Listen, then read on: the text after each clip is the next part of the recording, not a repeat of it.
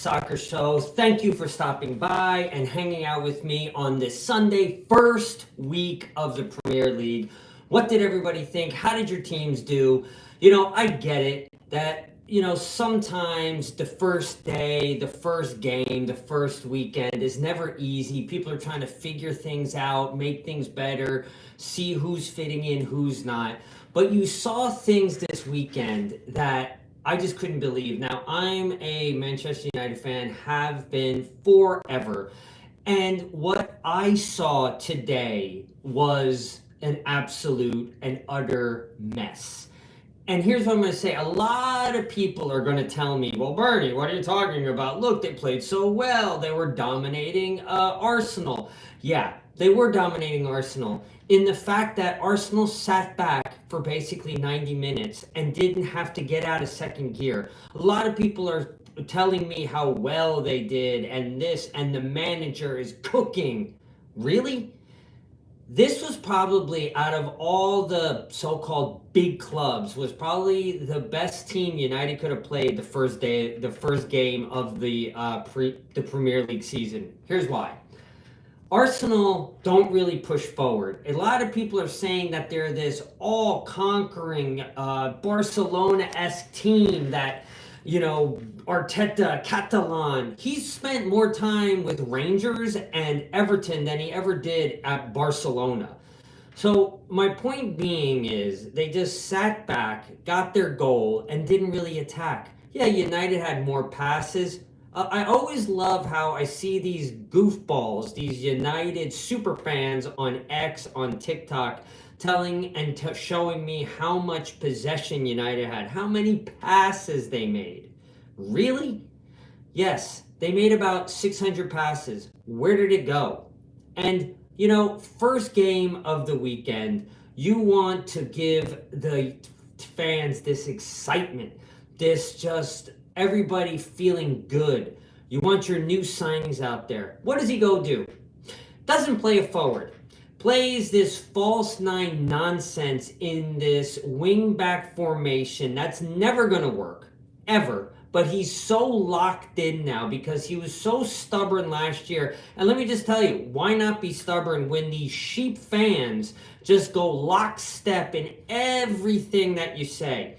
So the fans are excited. They're happy with this back three, wing back, whatever they want to call it. All right, you want to do that? Fine. Here's the problem, though. You're so narrow. You're so defensive that by the time you win the ball, nobody's up there. So you could see it when Mbeumo got it out wide, when Cunha got it. There was nobody to work with. They were all alone. So this formation is never going to work. But as long as the fans sit there and say, trust the manager, because I heard it. I couldn't believe it. Even after losing to Arsenal, and really Arsenal not getting out of second gear, they're still saying, even after the loss, there's a lot of positives. Well, therein lies how far United have fallen. Fans are okay with losing. They're okay with losing. You have a forward on the bench just sitting there, screaming to go on. And by the way, the first half, every time they got the ball out wide, they whipped the ball in. Nobody was there. Guess what they did in the second half when Sesko came on? They started cutting in, never fed him the ball. So you tell me, is it the players at fault? Because these are the players now that Ammerman has hand-picked. These are his guys. He's gotten rid of the Rashfords, the Garnachos, the Milasias, all of them, whether they're sold off or not is a different story. Even a Højlund. Højlund is not there anymore. And, I don't know if anybody knows Business 101, but when you have an asset, you try to prop up the asset even if you don't want it. Well, this dunce is making their assets less valuable because he keeps not playing them or not even having them on the bench. So it looks like that Højlund is gone now too. You have Xerxes on the bench. Doesn't throw him on. Who does he throw on? Maguire. Why? Because of the formation. You don't put on another center back when you take one off. Guess what? This magical back three wing backs, 3-5-2 doesn't work anymore. But guess what? It never worked. It's the most useless formation. This manager, after hearing him, listen to this now. After hearing this guy on the post game, do you know what he said? One, he said, well, we're not boring anymore. And two, this shows you we can beat any team in the league. Well, one, you didn't beat this team. Number two, not boring, you didn't score a goal. You had 7 defenders on the field. So I'm trying to understand where this bizarro world that this guy is living in is trying to tell me that he can beat any team in the league. Again, here it goes. Excuses, excuses, excuses. And don't get me wrong, Arsenal weren't very good, but that's what makes it even more scary. Arsenal didn't attack at all, and they still won. United were basically going throttle down, 5th gear, and they couldn't do anything. They have 3 center backs on the field, 2 fullbacks, a defensive mid. You got now 7 defenders on the field. So what do you expect to happen? What do you expect to happen, Amarin?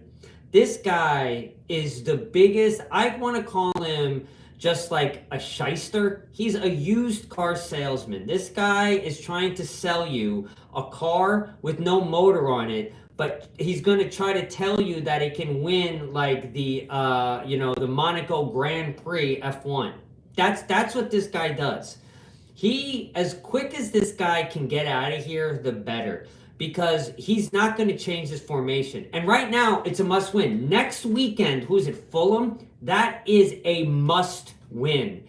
You don't win that game, you're done, because you're going to have Chelsea, Liverpool, City, all basically in the next few weeks. And I'll tell you right now, I don't know where Arsenal's going to go. What are they going to do this season? Because nobody really looked amazing.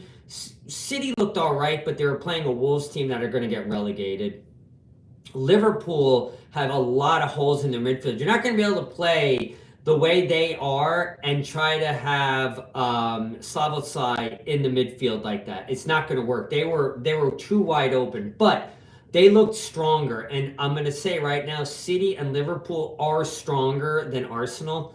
So if you're going to try to play that exact same way against those guys, you're going to get shredded. And I'm not going to have it because of this midfield, it's going to get run through. Well, whenever you have outnumbered, numbers up from the other team, and that goes back to, guess what? Formation. I'm not having this guy as the manager. Everything he did in this game was wrong. First of all, he looks like a lost little dog on the sideline, just crouched over constantly, staring out into space. He shows no authority. He's not authority. There's no authority on the sideline. He doesn't look big. He looks small and beaten.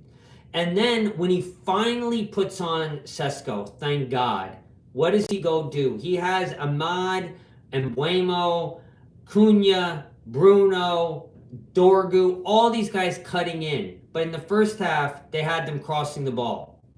So, I don't know. I'm not a manager, but when I look at this guy, he has nothing about him at all. Like, he just doesn't look like he's going to bring this team to anywhere of, credibility. But the thing is, the fans are buying into this, whether it's like the super fan sites on X, TikTok, or I saw people literally online telling me, well, it was a loss, but so much to look at that was a positive.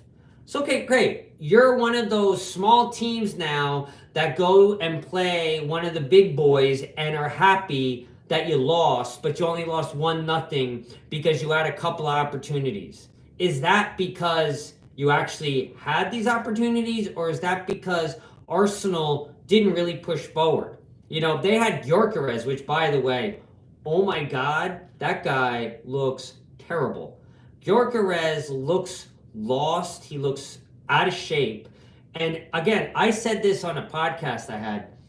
He doesn't lend himself to the way Arsenal play. Arsenal want to just grind games out, hold on to it, get a free kick, get a corner, and that's pathetic. If you're telling me this is the best team in the league, well, then the league is a piss poor league right now. So, but Gyökeres, I know first game, but he looked terrible. He didn't look like he could kick a ball. He looked like he had Timberland boots on trying to play soccer, and then Odegaard isn't helping him out by not really giving him a pass. So overall, I was just super disappointed with United. Even though I was expecting this, I was really expecting what we saw. Just a non-existent manager putting this team out there, trying not to lose, and then he comes out and says, we're not boring and we could beat anybody. I'm like, I am embarrassed as a United fan that this guy is the manager talking like that. If this is what I'm to look forward to this season for Manchester United, well, then this is going to be a pathetic, long, bad season because, yeah, there was times, and Buemo did a few things, Cunha did a few things, but if the manager sets them up like this, you're not going to succeed because there's no end product. There's nothing, because there's too many gaps. When you play this narrow, and when you have wing backs that have to run like 80 yards every time that you win the ball, this is what you're going to get. So to me, I thought that it was not great. I don't know why I'm seeing so many people online talk about how great it was. I don't think it was that good. Now, I'll tell you what. They got to get a goalkeeper, something serious, something soon. Donnarumma's out there. Go get him. I'll tell you another one I heard, which I would love. I heard a rumor about that it could be they're going for De Gea. I would love that because you know why I would love this? Because all you super fans out there, all of you ran De Gea out of town because Ten Hag said so. Because Ten Hag said he can't play with his feet.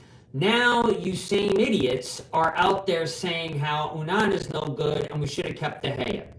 Well, you're doing the exact same thing with this manager. You're just listening to him lockstep. If he says it's blue, it's blue. Meanwhile, I'm looking at it, I was like, I could swear that's yellow, but you believe it's blue because the manager said so. I think that this guy, if he doesn't win, I want to say, I mean, it's a non-starter that he doesn't beat Fulham.